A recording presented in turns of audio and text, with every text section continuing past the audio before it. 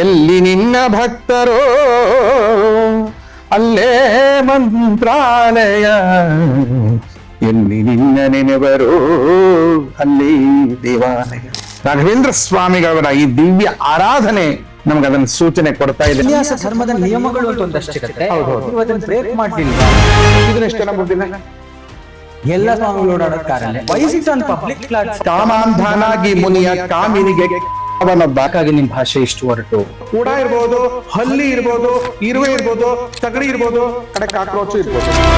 ಮಧ್ವಾಚಾರ್ಯರೊಬ್ಬರು ಅವತಾರ ಮಾಡದಿದ್ರೆ ಹಿಂದೂ ಧರ್ಮ ಇವ್ರು ಹಾಡಿ ಮಾನ ಸನ್ಮಾನ ಪದಕ ಮನೇಲಿ ಊಟ ತಿಂಡಿ ನಡೀತಿತ್ತು. ಶಂಕರಾಚಾರ್ಯರಿಂದ ಇಂಥ ಯಾವುದೇ ಸಾಹಿತ್ಯವೇ ಅಲ್ಲಿ ಏನ್ ಬೇಕಾದ್ರೂ ಬೊಗಳ್ಕೊಳ್ಳಿ, ನೀವ್ಯಾಕೆ ಸಾಯ್ತಾ ಇದ್ರೆ ಅದನ್ನ ಪಡ್ಕೊಂಡು ಶಾರದೆ ಹಾಕ್ಬೇಕು, ಜಡೆ ಹಾಕ್ಬೇಕು. ಅದ್ವೈತ ಮತ ಎನ್ನುವ ಹಾಲಾಹಲ ಅಂದ್ರೆ ವಿಷಕ್ಕೆ ಸಮಾನ.